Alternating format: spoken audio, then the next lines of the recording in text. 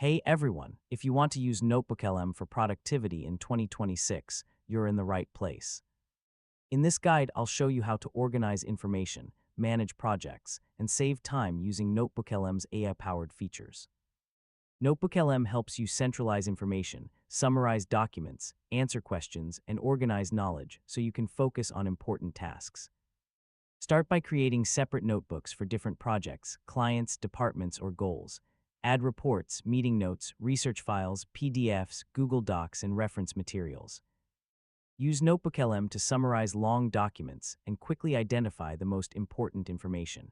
Instead of manually searching through files, ask NotebookLM questions and get source-based answers. Keep related information together so you can quickly access documents, notes, and summaries. Turn important findings into notes, task lists, and project summaries. Analyze reports, compare documents, and extract insights without reading every page manually. Upload meeting notes and ask NotebookLM to create concise summaries and key takeaways. Store useful findings, summaries, and decisions inside your notebooks for future reference. Use summaries and audio overviews to stay informed without spending hours reviewing documents. For maximum productivity, keep notebooks focused on specific projects and update them regularly.